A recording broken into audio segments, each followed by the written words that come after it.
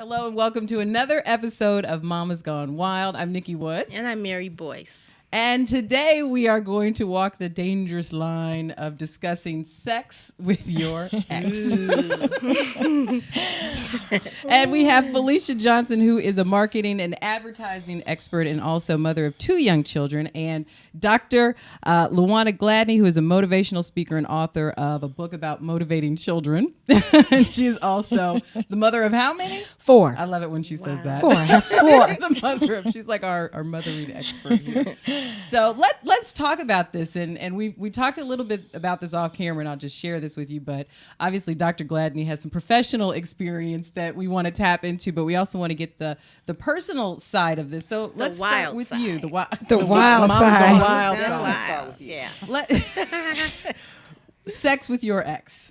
I mean, we all have exes. Some of them ex-husbands, some of them ex-boyfriends. What do you think? What is your personal opinion on having sex with your ex? Well, personally, I think that if they are really an ex and you're really done with them, then you're done. And so the emotional, the physical, all those ties, obviously it's harder to break the emotional ties because, you just have to work through some things. But physically, if you're going to keep that going on, then the emotional will never stop. So you have to say, are you really an ex? If you're going to continue to be intimate with them. Mm-hmm. So personally, that's that, and that really goes on a professional level as well. I mean, I know it's easier said than done, right. Because then sometimes really in relationships, that can be really the center, and that's what keeps people going.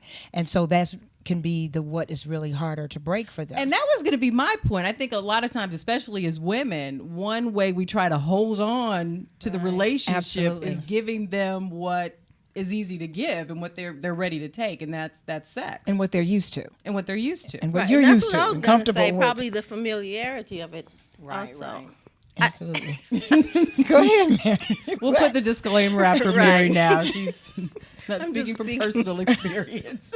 I haven't had an ex in a very long time, but I feel that, I can see why it's easy to do. I've had friends that have been in relationships and there's somebody that they're just so close to and used to, and it just seems like it's an easy thing sometimes. Yes. Habit. Mm-hmm. Yeah. So when do you think, Felicia, that there is a point where you just know that it's over? I think that's hard to, especially the way that living situations are now. I know like my ex and I, we lived together in the same house, for a long time after we were actually divorced. Mm-hmm. So when you're in that situation, I'm not saying that, but when you're in that situation, there's so much, there's a close proximity, and it's hard to establish boundaries as to whether it's really done or it's not.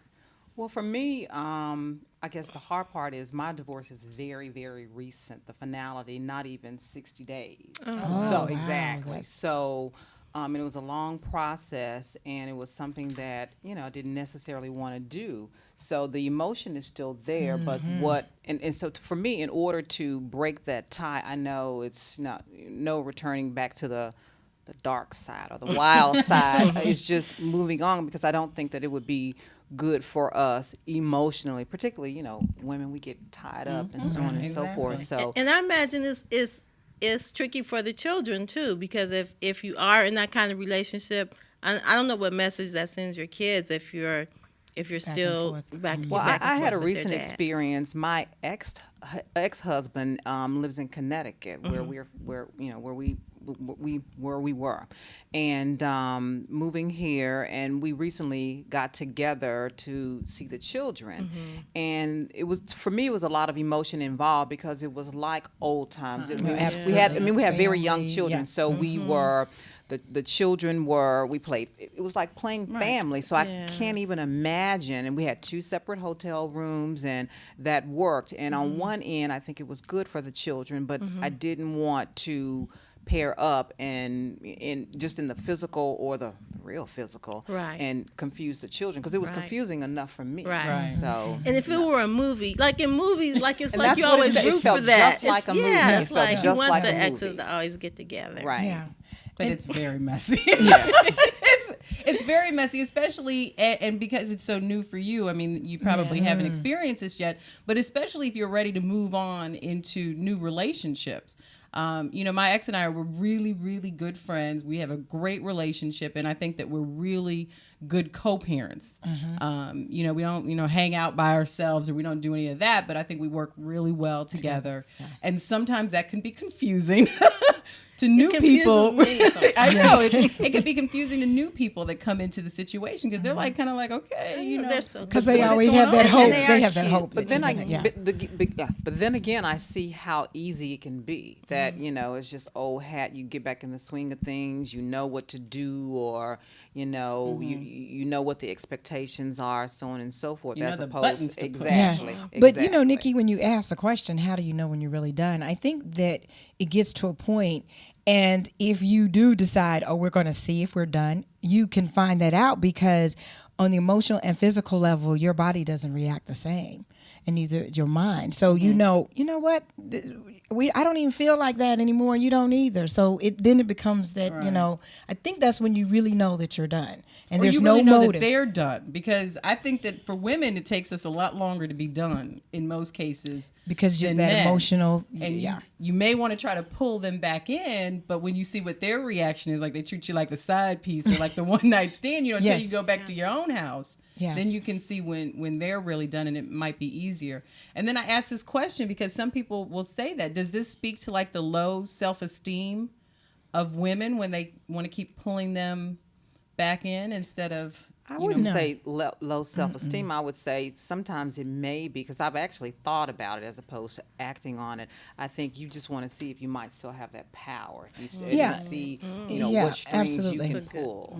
And I think it's a part of the emotional healing process as well. Because then for a woman, if they do respond to you like that, then we can cut. We have the ability to go, okay, well, you know what? I'm not putting myself in that position. They're done. They clearly let me know that. Well, the low self-esteem would come in if they let you know that and you're still trying to pull at them. Because we know it's true, because we've seen Jerry and Oprah and Dr. Absolutely. We know that absolutely. It's a part of it, but you're saying if you can make that clear decision that it's really time for me to move on. What if you do it to get see,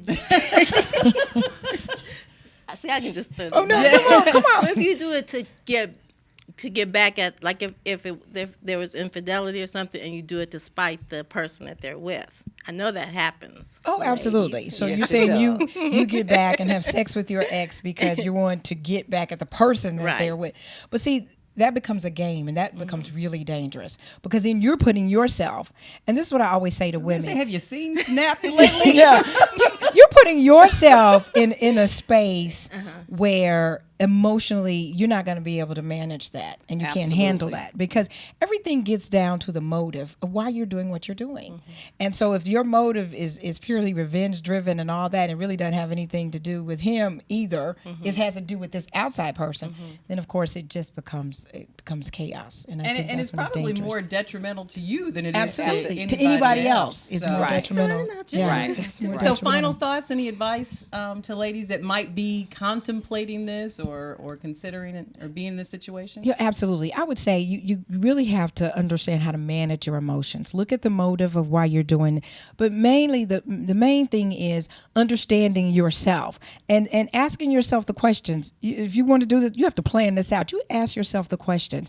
Is this going to be worth it? What message am I trying to get to him? What message am I trying to have for myself? And you really have to take that in and look, and it's all about you, and say, is this going to put me in a better or worse place?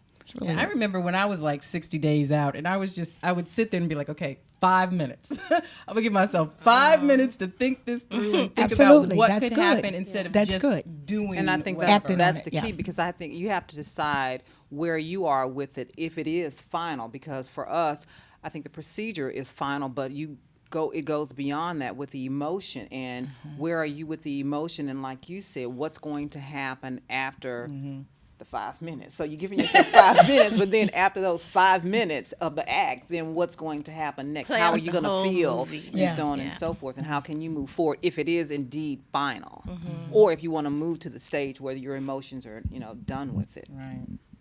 All right, Mary. I'm good. You're good? We'll see how good you are when we're looking for the little black dress. Holidays are on the way, but we still have time to find the perfect little black dress. So Kimberly Turner, our fashion expert, is here with some advice on how to pick one out.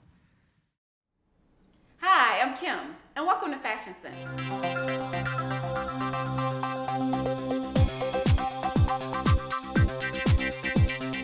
The little black dress is really important for you this holiday season because you'll want to make sure you don't miss out on any holiday festivities by having to go home and change after work. So I have 3 tips for you on how to take your little black day dress into the night.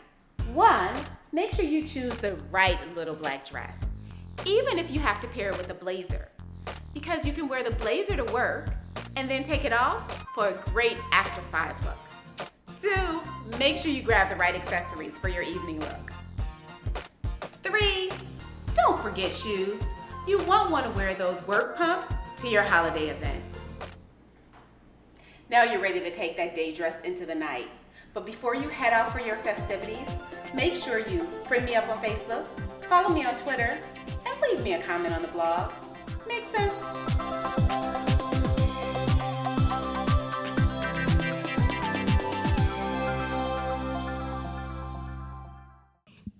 Black is such a classic color. I love it. And even better in the form of a little dress. I know. You can pretend like you're in the In Vogue video. Or maybe it's just me. Or you could just wear it to a holiday party and be done with it. Thank you, Kimberly. You always have such phenomenal fashion advice. So now that the weather's getting a little bit cooler, we're going to talk about things to eat when it's cold outside. Chili? And if you want to be able to fit into the little black dress, it's light chili. So you just, beans are so good for you, especially black beans. But so you get a variety of beans, black beans, kidney beans, red beans. The poem keeps going through my head. The beans. Get that out of your head. Okay. You have little boys, you can tell. Okay. Add corn, ground beef, or ground turkey if you like that. Just open up a package of taco sauce and sprinkle that in there for the seasoning. Heat it up. That's it. Oh, and Rotel sauce. And that's better than the salsa. You can get that at your grocery store. Just heat it up. It's low calorie. And rinse the beans, even if they're in the can. Rinse them before you put it in there. I don't even know why you do that, but that's what they say. I think it's healthier because I think it's less sodium that way. Anyway, it's delicious. It really is. Okay, so beans, Rotel tomatoes, salsa. Yep. Corn. Turkey, ground turkey or ground beef, and taco seasoning. Mix it all together. Yep. Quick, easy, healthy chili. Delicious. You can email us quick and easy healthy recipes or tips, or you can ask us questions. Our email address is mamasgonewild@gmail.com. I'm Nikki. I'm Mary. And we are Mamas Gone Wild, and we thank you for joining us for another edition of Mamas Gone Wild on blackamericaweb.com. Stay wild.